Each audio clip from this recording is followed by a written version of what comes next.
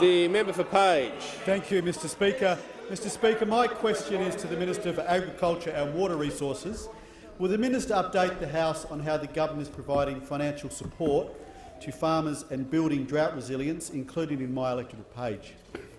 The Minister for Agriculture. Well, thank you, Mr Speaker, and I can thank the honourable member for his question and his interest in this drought that is developing much of eastern Australia, and particularly in his electorate. This is an evolving situation and one in which the government will continue to be agile in. It's one in which we understand that it's not just farmers that hurt, it's also small communities that hurt. So it's important we understand that under the agreements we have with the state is that the state's responsibilities under the drought is to look after animal welfare, the freight and fodder. It's the federal government's responsibility to look after human welfare.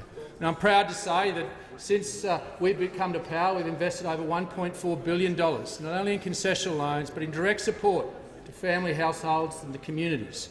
And only in the last couple of weeks, we've increased that household support to farming families to $37,626.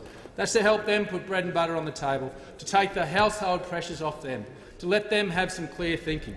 But to complement that, we've invested another $25 million in more rural financial counselling services. $8.5 million of those are putting new boots on the ground. This is an investment in the real angels that are out there, that sit around farmers' kitchen tables, that get underneath the bonnet of our farmers' businesses and help them make the tough decisions, to make the strategic decisions about their future. That's an investment in not only agriculture but our people. But we're also looking towards preparedness. We're making big investments into pests and weeds. Pests and weeds cost agriculture around $6 billion a year. $35 million has been spent in ensuring that we increase farm productivity, to ensure they get from one drought to the next. It's important we've also brought the banks on this journey with them.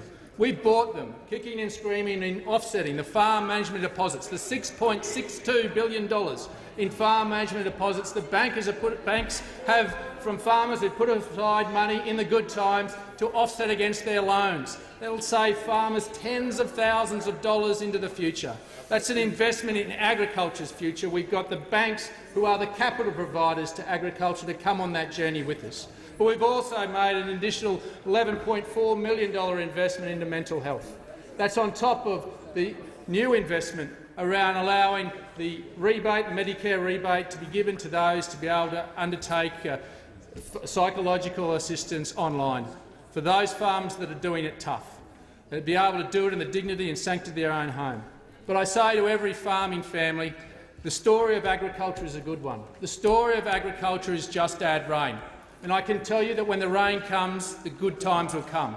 And your government, the Australian people, will stand shoulder to shoulder with you, because we believe not only in you, not only in agriculture, but we believe in your communities.